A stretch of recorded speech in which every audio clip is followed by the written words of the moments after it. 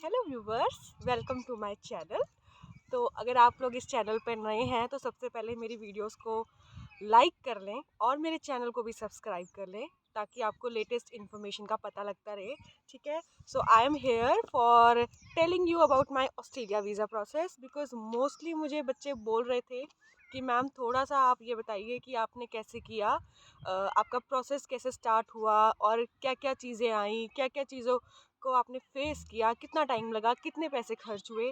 तो आज मैं ये सब कुछ आपको डिटेल में बताने वाली हूँ। ठीक है, तो चलिए स्टार्ट करते हैं अपनी वीडियो से। सबसे पहले तो अभी मैं ऑस्ट्रेलिया में हूँ और मैं यहाँ पे एज अ स्टूडेंट आई हूँ ऑस्ट्रेलिया में। ठीक है, तो अगर आपको स्टडी वीज़ा का प्रोसेस स्टार्ट करना है तो सबसे पहले तो ये चीज़ है कि आजकल इंडिया में ये र्यूमर चल रहा है कि भाई ऑस्ट्रेलिया वीज़े नहीं दे रहा और रिफ्यूज़ल्स बहुत ज़्यादा आ रही है, बट ऐसा कुछ नहीं है। ऑस्ट्रेलिया वीज़े भी दे रहा है, जो जेन्युइन पर्सन है, जिसकी प्रोफाइल जेन्युइन है, उसको वीज़े मिल रहे हैं। ठीक है, चलो अब बात करते हैं कि प्रोसेस स्टार्ट कैसे होता है। ठीक है, सबसे पहले तो आपको एक पासपोर्ट चाहिए और वैलिड पासपोर्ट आपका चाहिए। इंडिया में अगर आप हैं तो आप अप्लाई कर सकते हैं, CSC सेंटर होते हैं इंडिया में। 1500 के अराउंड आपका या 2000 अगर आपको इमरजेंसी में डेट चाहिए होती है तो आपको ये खर्चा होएगा। ठीक है, जैसे ही आपका पासपोर्ट आता है तो आपको एक इंटरनेशनल एग्ज़ाम जो होता है वो देना पड़ता है। इंटरनेशनल एग्ज़ाम्स दो तरह के होते हैं, एक होता है आइल्स और दूसरा होता है पीटी।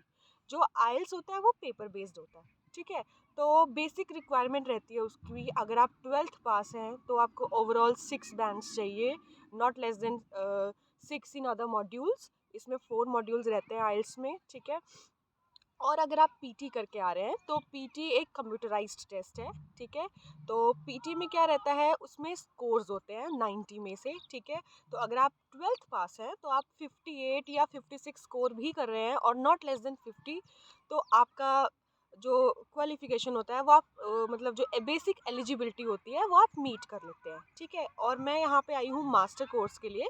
तो जो ग्रेजुएटेड और जो मास्टर्स वाले बच्चे होते हैं उनकी जो रिक्वायरमेंट रहती है वो रहती है 60। ओवरऑल आपको 60 चाहिए पीटी में, नॉट लेस देन 55। ठीक है, और अगर आप आइल्स के थ्रू अप्लाई करते हैं तो आपको ओवरऑल 6.5 बैंड्स चाहिए आउट ऑफ 9 और इंडिविजुअल आपके 6 आने चाहिए बाकी 4 मॉड्यूल्स में। ठीक है, तो जैसे ही हमने पेपर क्लियर किया और पेपर का कॉस्ट आपको पड़ेगा 15 to 16,000, चाहे वो आइल्स हो चाहे वो पीटी हो, इससे ज़्यादा खर्चा नहीं होता। ठीक है, जैसे ही आप एग्ज़ाम क्लियर करते हैं तो आप किसी भी एजेंट के पास जा सकते हैं। जैसे कि चंडीगढ़ में है, मैंने अपनी फ़ाइल चंडीगढ़ से लगवाई थी, तो चंडीगढ़ में भी बहुत अच्छे अच्छे एजेंट्स हैं।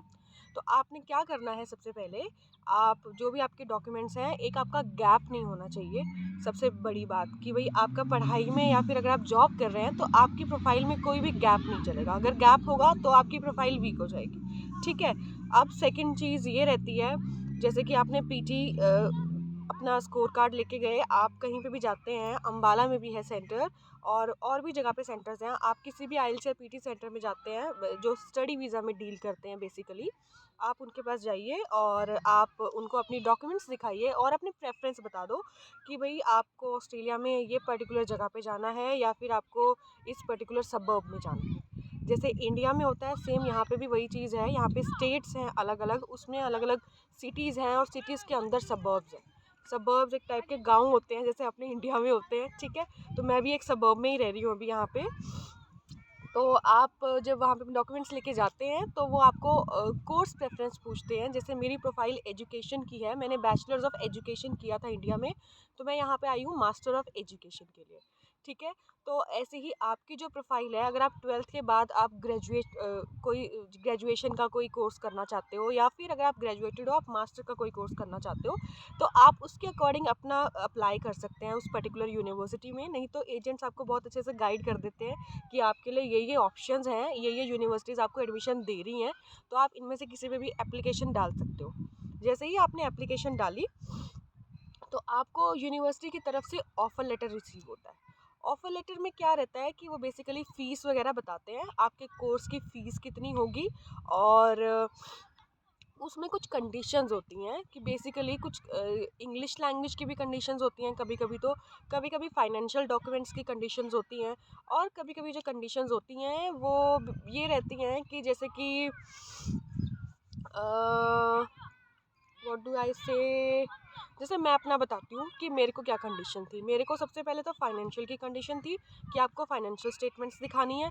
दूसरा, मैंने जॉब दिखाया था कि भाई मैं जॉब कर रही हूँ। मैंने 3 साल जॉब करी है इंडिया में एज अ पीटी ट्रेनर। तो मैंने अपनी जॉब प्रोफाइल दिखाई थी।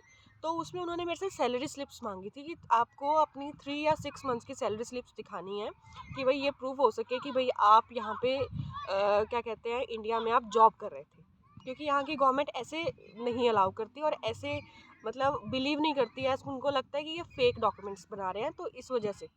ठीक है, तो ये कुछ चीज़ें थी। तो फाइनेंशियल्स क्या रहते हैं ऑस्ट्रेलिया में, अगर आप सिंगल आ रहे हैं तो आपको 30 लैक्स का शो अमाउंट दिखाना पड़ेगा। मतलब 30 लैक्स रुपीज़ अपने सेविंग्स अकाउंट में दिखाने पड़ेंगे आपको 3 मंथ्स पुराने, कि 3 महीने पुराने फंड्स तो आपके पास होने चाहिए। और अगर आप अपने स्पाउस के साथ आ रहे हैं तो आपको 40 लैक्स तक दिखाना पड़ता है। ठीक है।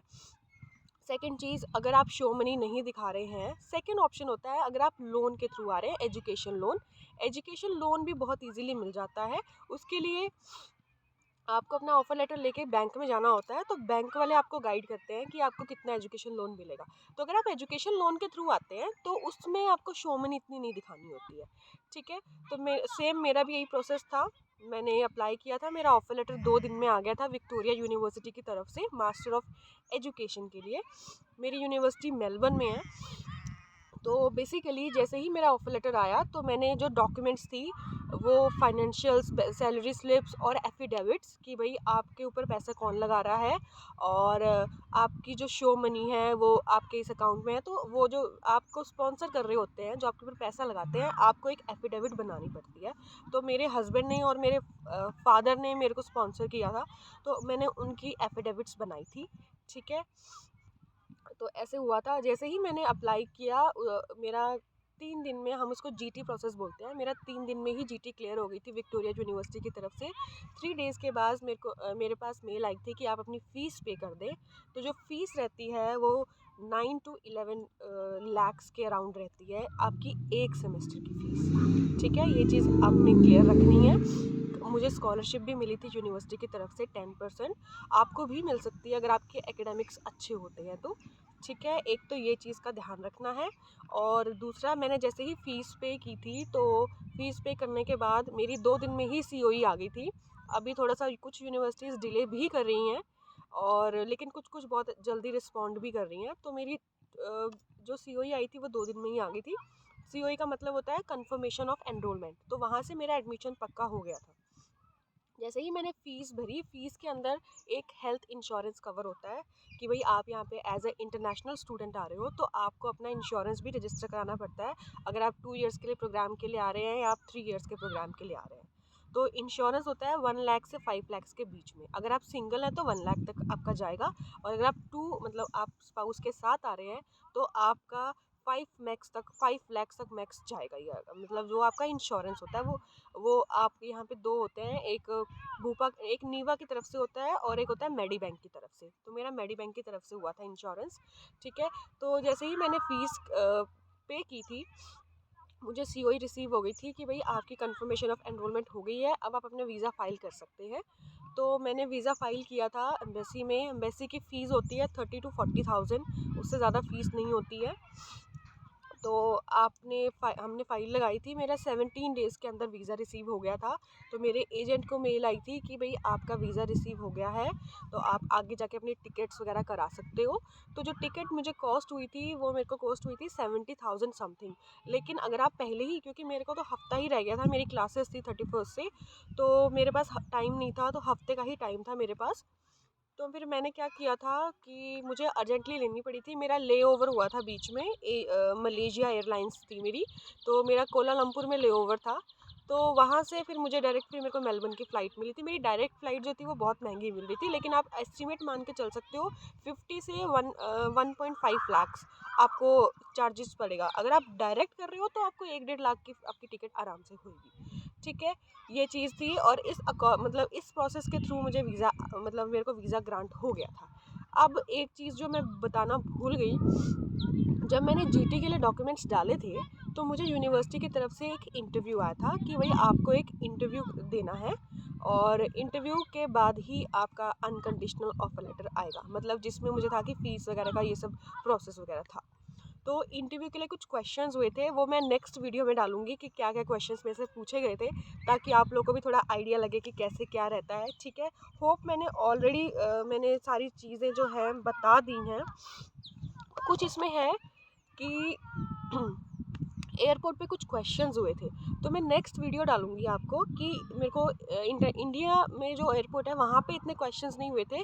ऑस्ट्रेलिया में एक दो क्वेश्चंस मेरे से पूछा गया था, कुछ क्वेश्चंस बच्चों से पूछे जाते हैं, वो चीज़ मैं आपको उस अकॉर्डिंग गाइड करूँगी। ठीक है, तो और कुछ अगर आपको पूछना होता है तो मुझे मैसेज या फिर मेरे को कॉमेंट्स में ज़रूर बताना। ठीक है, कोई फीडबैक भी अगर आप लोग देना चाहते हो तो वो भी बताना। अभी बेसिकली ये मेरा प्रोसेस था। ठीक है, तो कुछ और चीज़ें भी पूछनी होंगी तो आप इसी चैनल पे मुझे कमेंट कर सकते हैं, और भी चीज़ें मैं धीरे धीरे बताती रहूँगी, तो please stay on this channel. Okay guys, bye and thank you for watching this video.